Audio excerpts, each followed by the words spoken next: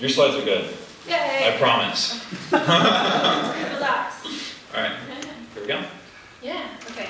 Hello, my name is Katie, and I'm here to talk about bicycles. Are there any cyclists here? Oh, yay! Look how many there are. Okay, so if you aren't a cyclist, do you know someone who's really into biking? Yes. Yes, okay, probably. I think for most of us, we probably know someone who's really into biking, or we've had someone who's like, dude, you should commute to work, it's so good for the environment. So I know for me, I sort of started getting into biking, and I have a lot of friends who are really into it, and I sort of realized that there's this whole culture that goes along with it, which happens with a lot of sports.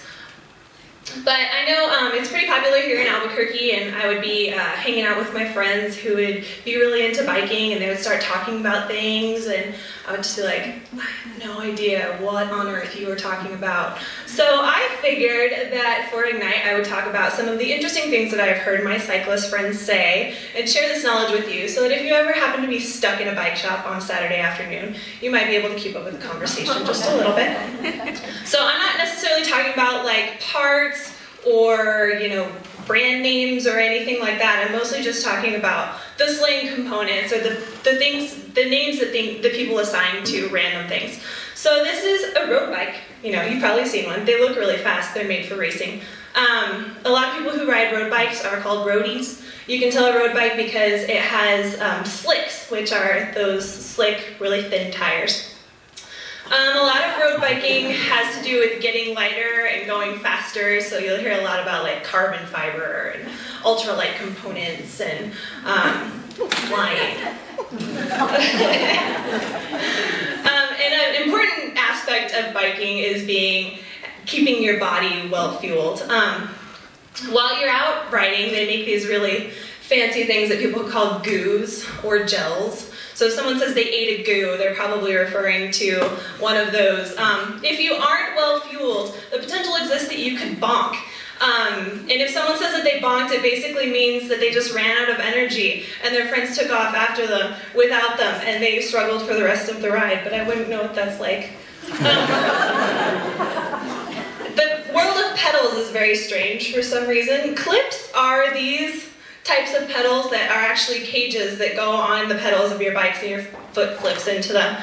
In contrast, clip-less pedals are the type of pedals that actually clip to the bottom of your shoe. So if someone says, oh yeah, I was riding with my clipless pedals and I totally ate it, they probably are talking about these types of pedals which actually clip to the bottom of your shoe, but they're called clip-less. So after you're all clipped into your bike and you've had your goo and you're ready to rock and roll, there are a lot of different random terms that could refer to riding really hard, but my favorite one is hammering. So you can tell that that guy's going really fast.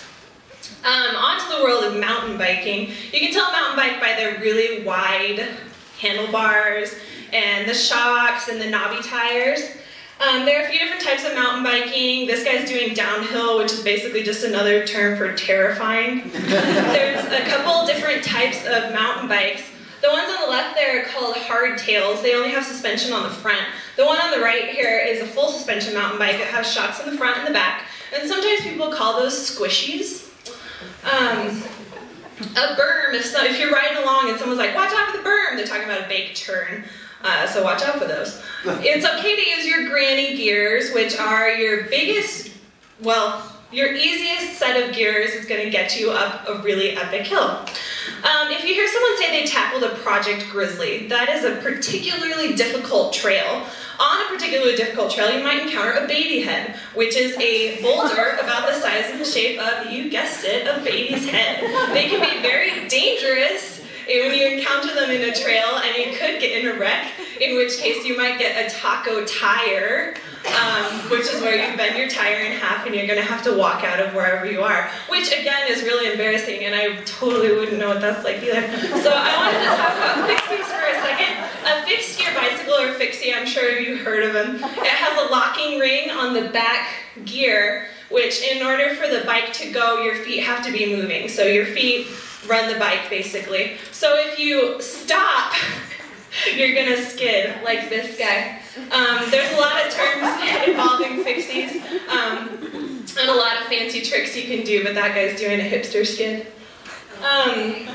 So if you're wondering more about bikes or biking in Albuquerque, I would highly recommend the Bike Albuquerque website, which is cabq.gov/bike. They have a lot of, if you're wondering about like bike advocacy in Albuquerque or where the trails are or anything like that, that's a great place to go. And you can also find me on Facebook and Twitter. Thank you.